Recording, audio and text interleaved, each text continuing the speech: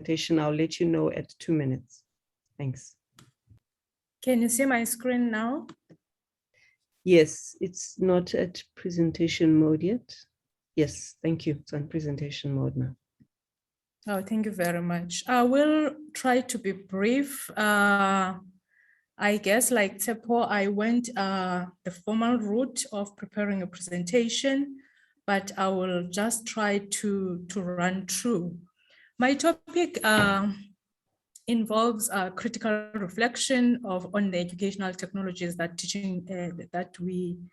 were used for teaching, learning, and assessment during, and we're hoping that it will help us to prepare or make decisions post-COVID-19.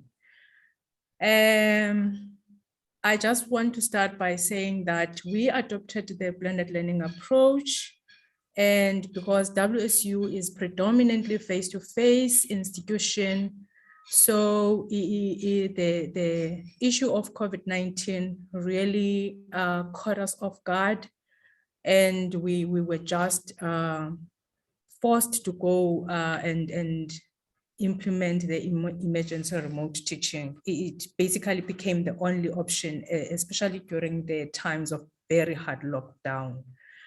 So what became imperative was that even lecturers had not yet adopted the technologies at the time. So we had challenges on trying to assist them with the whole process of moving online and with content development online.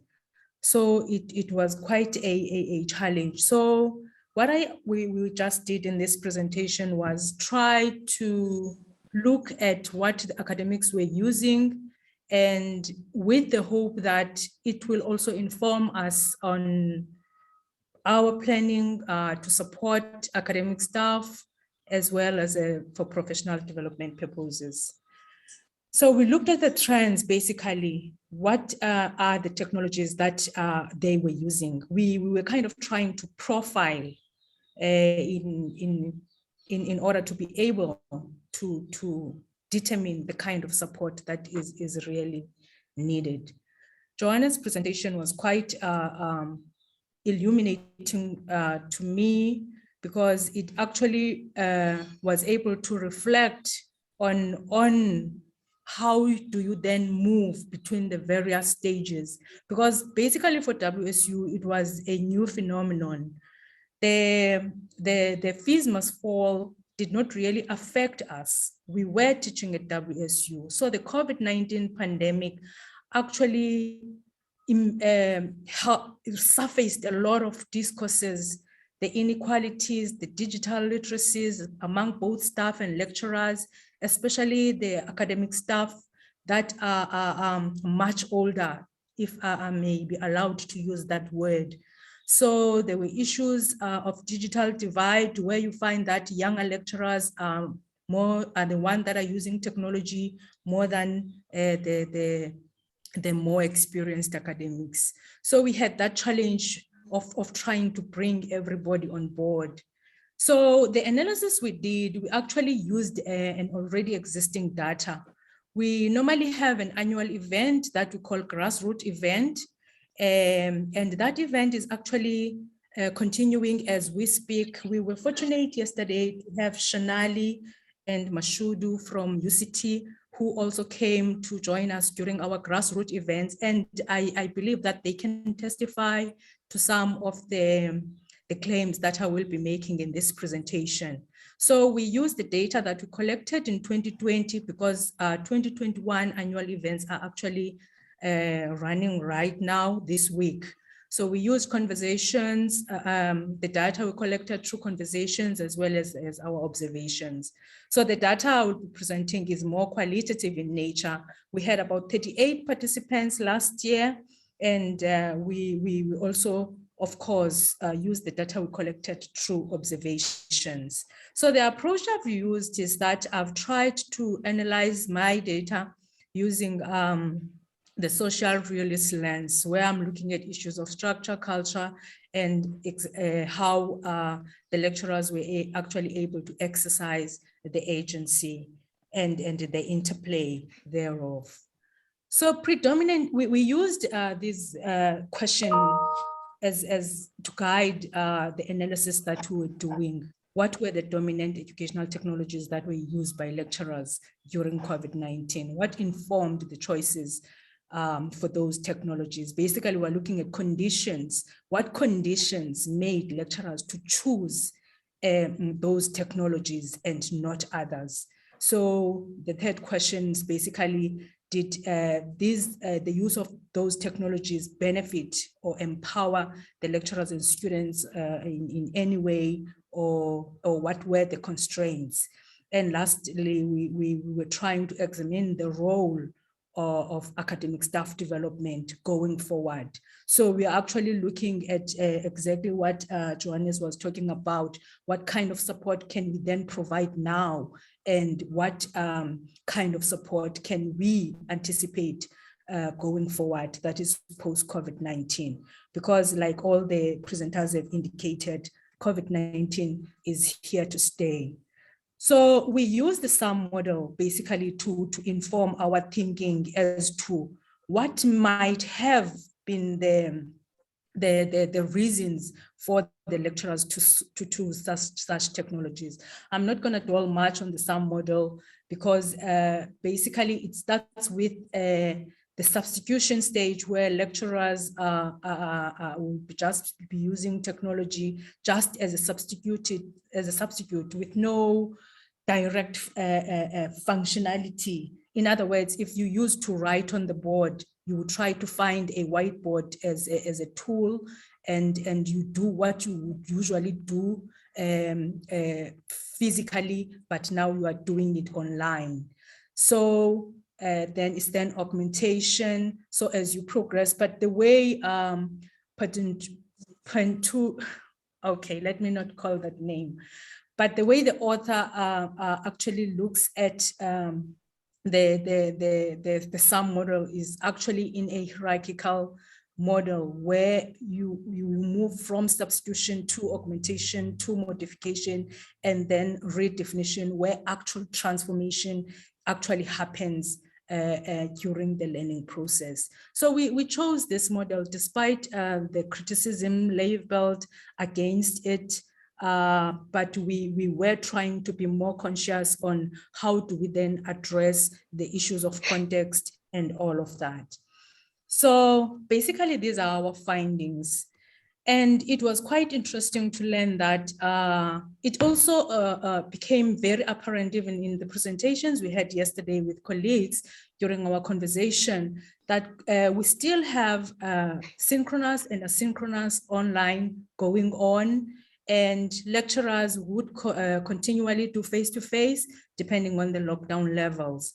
So they were predominantly using the learning management system.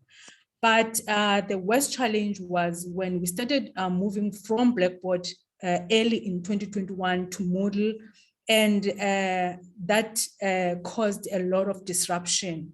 But we had to hold back, because once we started with the process of putting Moodle in place, that's when the hard lockdown hit. So we had to delay the introduction of Moodle until the second semester this year, and we are actually trying to do that in phases. So another thing that we observed is that before the lockdown, we had about 40% buy-in. The number of lecturers that were using the LMS was quite low, but it increased drastically during the period of the lockdown, to an extent that we had a lot of challenges where university had to make a decision to move to the cloud because of the live classes that were happening on Blackboard Collaborate. The system couldn't handle it anymore. And because of those challenges that were also happening on the LMS, we noticed that lecturers shifted and they actually started using a lot of Microsoft Teams for live classes.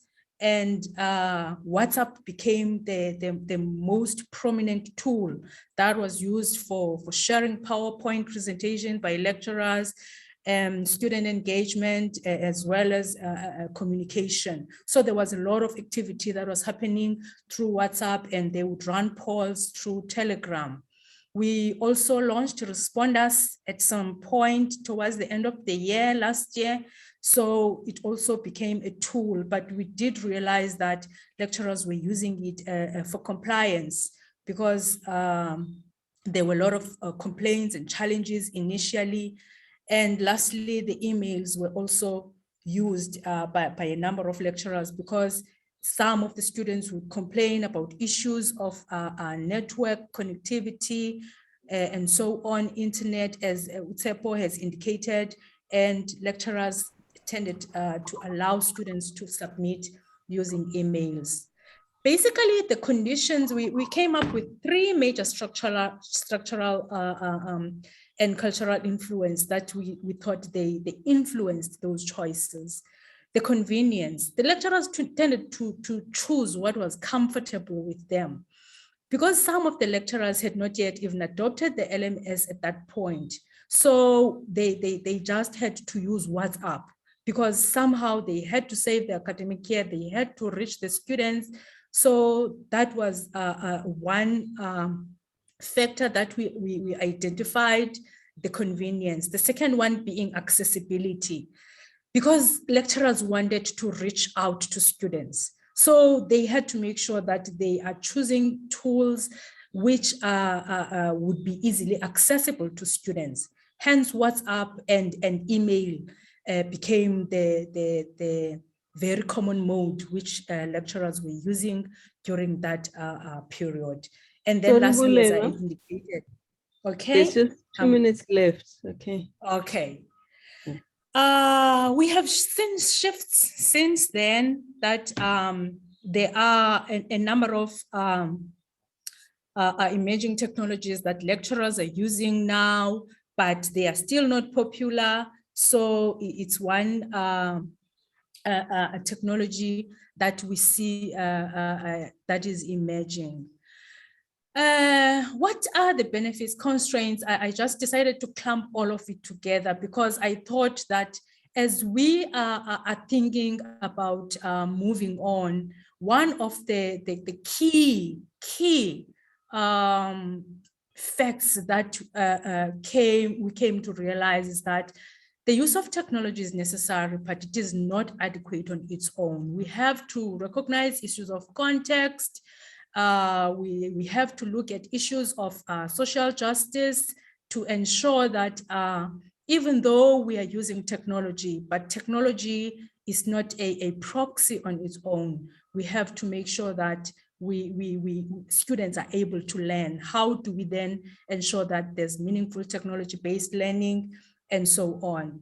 And I think my last statement would be, I noted that we identified the same recommendations with Tsepo, where there's a need for digital literacies going forward, need for enhancing lecturers in terms of online pedagogies, for instructional design, as well as graphic design. Thank you very much. Thank you so much for your presentation, Bulelwa. It was cool, very interesting. Just maybe a quick comment. Our time is up, so if anyone has any questions, please post them in the chat, and I'll ask Bulelwa to respond in the